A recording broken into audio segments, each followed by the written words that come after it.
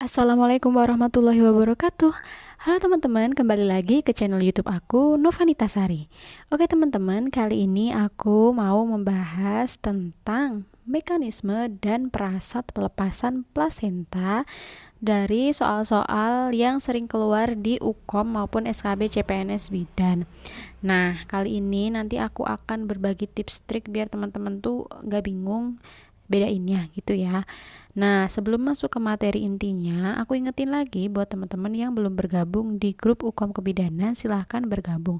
Untuk linknya udah aku cantumin di description box. Nah, buat teman-teman yang ingin mempersiapkan SKB CPNS Bidan, juga boleh banget gabung di grup UKOM Kebidanan. Nah, itu emang namanya UKOM karena memang dari materi-materi kebidanannya kan mirip-mirip ya soal hukum sama SKB CPNS Bidan.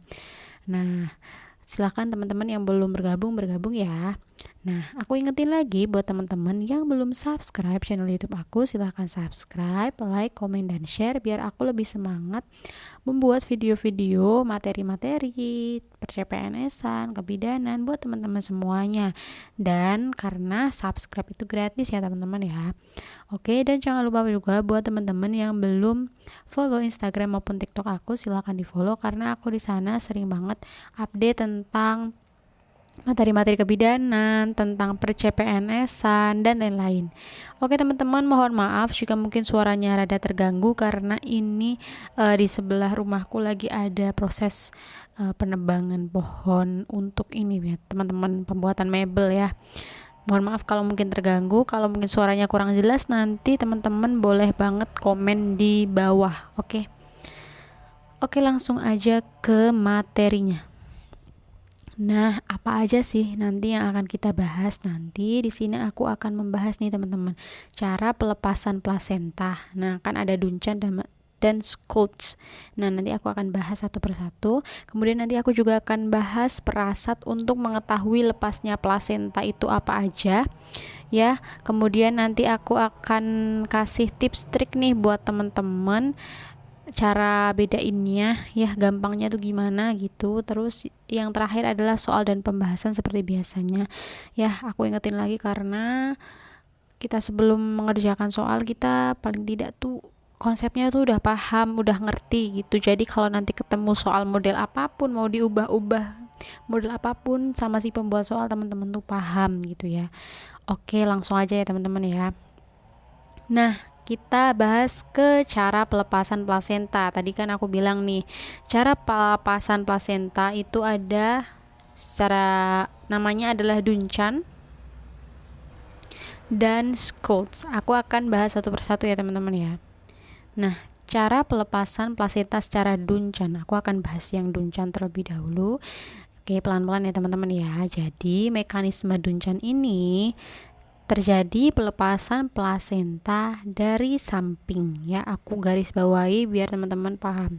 Ini tuh pelepasan plasenta ya teman-teman. Nah, jadi tuh ini plasentanya tuh lepasnya tuh dari samping atau bersamaan dari samping dan tengah yang mengakibatkan semburan darah sebelum plasenta lahir. Oke, sampai sini paham ya, Duncan? Berarti si plasenta ini lepasnya adalah dari samping gitu ya.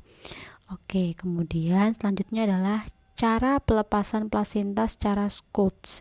Jadi mekanisme Schultz ini yaitu pelepasan plasenta yang dimulai dari sentral atau bagian tengah sehingga mengakibatkan perdarahan tidak terjadi sebelum plasenta lahir.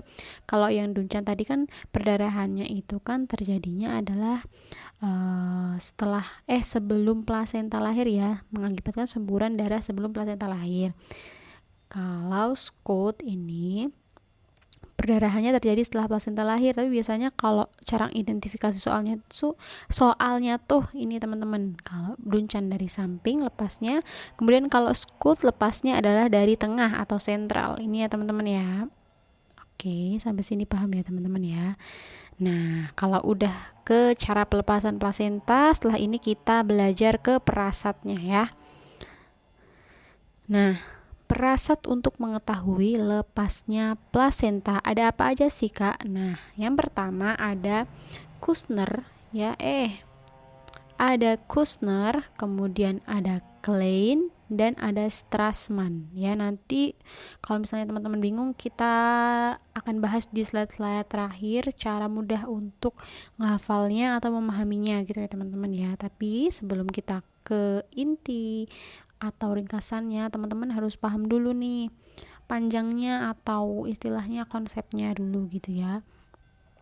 Nah, yang pertama aku akan bahas perasat untuk mengetahui lepasnya plasenta secara Kushner ya teman-teman ya, yaitu, nah kalau yang tadi kan kita bahas cara pelepasan plasenta tuh, lepas dari pinggir dan dari tengah. Nah, sekarang kita ke perasatnya untuk mengetahui lepasnya plasenta. Nah, kalau Kushner teman-teman yaitu dengan meletakkan tangan ya, bidan tuh meletakkan tangan disertai tekanan pada atas simfisis. Aku garis bawah ya teman-teman ya. Kalau Kushner ini bidan meletakkan tangan disertai tekanan pada atas simfisis. Nah, kalau misalnya tali pusatnya ini ditegangkan ya kan, tangan yang satu itu meletakkan tangan di atas simfisis, tangan yang satunya lagi menegangkan tali pusat. Nah, bila tali pusatnya masuk, itu artinya si plasentanya ini teman-teman itu tuh belum lepas gitu ya teman-teman. Kalau masuk lagi itu berarti belum lepas. Nah, jika tali pusatnya maju berarti artinya si plasentanya ini udah lepas. Nah, sampai sini paham ya teman-teman ya. Kalau Kushner berarti tangan bidannya yang satu pegang ya atau melakukan penekanan pada atas simfisis, tangan yang satunya menegangkan tali pusat. Nah, kalau tali pusatnya masuk berarti artinya plasentanya belum lepas. Kalau tali pusatnya maju berarti artinya plasentanya sudah lepas. Paham ya teman-teman ya sampai sini ya. Oke. Kemudian kita ke perasat untuk mengetahui lepasnya plasenta secara Klein. Oke. Kalau tadi Kushner, sekarang Klein ya. Kalau Klein ya yaitu saat ada his ya, kalau pas ibunya kenceng-kenceng gitu, atau his ya teman-teman ya, his ya. Nah, rahim si bidan ini ya, rahim ibu ini kita dorong sedikit ya teman-teman ya, rahim ibu kita dorong. Kemudian bila tali pusatnya kembali itu artinya plasentanya ini belum lepas itu ya. Kemudian kalau tali pusatnya maju artinya sudah lepas ya. Kalau Klein adalah ketika ada his, rahim ibunya kita dorong atau uterusnya didorong. Kalau Kushner yaitu melakukan penekanan di atas simfisis gitu ya. Sampai sini paham ya. Oke, setelah ini kita akan bahas ke perasat untuk mengetahui lepasnya plasenta secara Strassman ya teman-teman ya. Jangan bingung, pelan-pelan. Kalau misalnya masih bingung, tarik nafas, kemudian teman-teman minum dulu, kemudian disimak lagi videonya pelan-pelan ya, aku jelasin pelan-pelan. Kalau Strassman yaitu dengan menegangkan ya, bidan ini menegangkan tali pusat ya teman-teman, dan mengetok fundus bila tali pusatnya bergetar ya kan. Nah, fundusnya itu tuh diketok gitu loh teman-teman sambil menegangkan tali pusat. Nah, kalau misalnya diketok tali pusatnya ini bergetar ya, kalau bergetar kan artinya kan masih ada sesuatu yang tegang. Misalnya gini ya, ini plasentanya di sini, terus ini tali pusatnya ya kan, bidan kan negangin nih, tangan di sini negangin misalnya, terus kalau di sini bergetar gitu loh teman-teman, itu kan artinya plasentanya kan belum lepas, masih sama-sama tegang gitu loh. Nah, kalau misalnya diketok, fundusnya ini diketok, udah nggak bergetar lagi, nggak ada getaran, berarti kan otomatis ini kan udah lepas ini ya kan, tali pusat ini udah lepas karena udah nggak bergetar. Nah, gampang ya teman-teman ya. Strassman, stres itu berarti akan menyebabkan guncangan atau bergetar, gampangnya tuh gitu ya teman-teman ya. Oke, sampai sini paham ya teman-teman ya. Oke, nah ini aku akan berbagi ke teman-teman tips trik mudah memahaminya ya gitu ya. Kalau cara lepas itu kan tadi ada Dunchan, ada Scouts. Kalau Dunchan itu lepas dari samping, ini ya teman-teman ya. Kalau Scout adalah lepasnya dari tengah atau sentral gitu ya. Kemudian perasat atau cara cek lepasnya ini atau perasat gitu ya, biar teman-teman gak bingung. Perasat ya, kalau Kushner yaitu dengan menekan simfisis. Kalau misalnya tali pusatnya masuk berarti plasentanya belum lepas, kalau maju berarti sudah lepas gitu ya. Kalau clean yaitu dengan mendorong sedikit uterus atau rahim, kalau misalnya tali pusatnya masuk berarti artinya belum lepas, kalau maju berarti sudah lepas gitu ya teman-teman ya. Kemudian kita ke Strassman, tadi kan aku bilang Strassman, stres itu menyebabkan guncangan atau menyebabkan bergetar gitu ya. Kalau kita ketok getar fundusnya, kalau bergetar berarti belum lepas, kalau tidak bergetar berarti sudah lepas plasentanya. Oke, paham ya sampai sini ya. Sebenarnya ini tuh bisa banget dipahami, dihafal kalau teman-teman konsepnya udah paham ya. Jadi kalau jangan langsung ke tips trik kalau konsepnya tuh belum paham. Nah, makanya aku selalu menekankan ke teman-teman, ayo konsepnya gimana, materinya direview terus ya.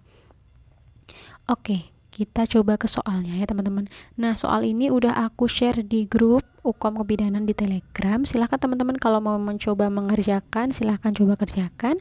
Kalau sudah, kita bahas bareng-bareng ya teman-teman ya.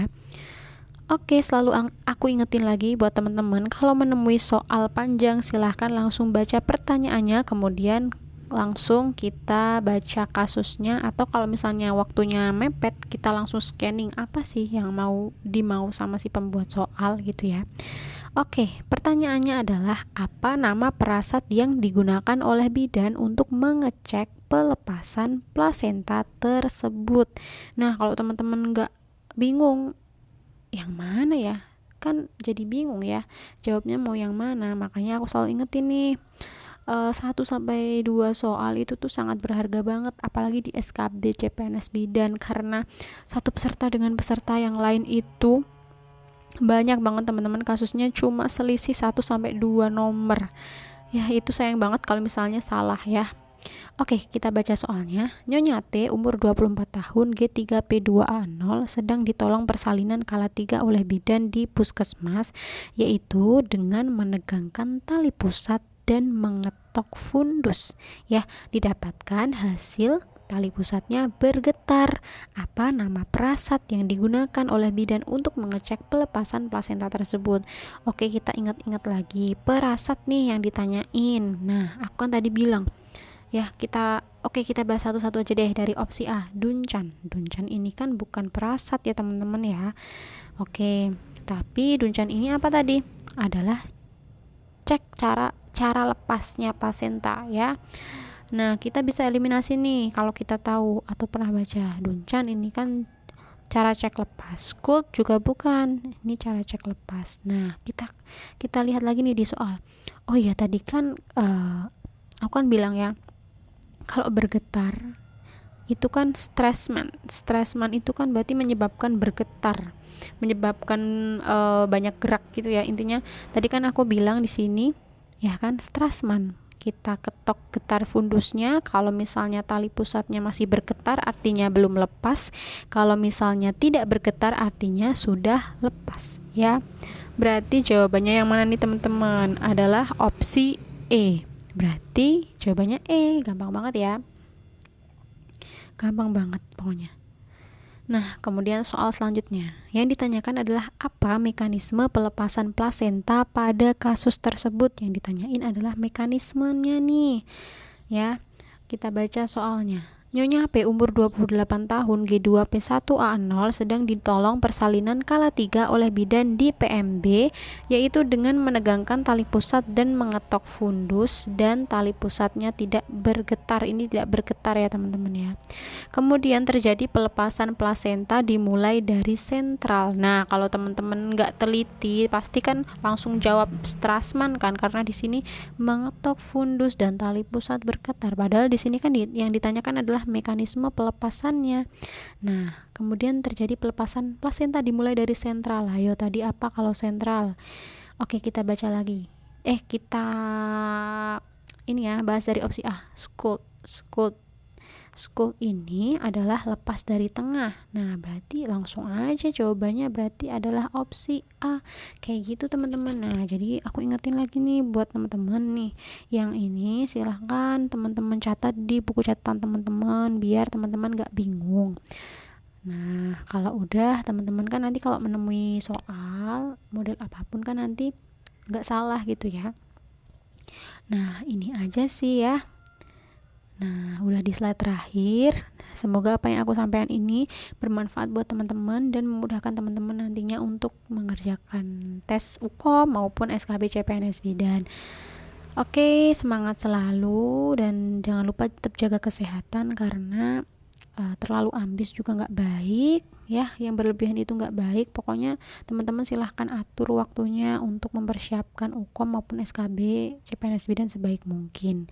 Nah, ini aja yang bisa aku sampaikan dan aku ingetin lagi buat teman-teman, jangan lupa subscribe ya channel YouTube aku, jangan lupa like, comment, dan share, dan jangan lupa juga buat follow Instagram maupun TikTok aku biar aku lebih semangat membuat video materi maupun perCPNS-an maupun tentang kebidanan buat teman-teman semuanya. Oke, sekian dari aku.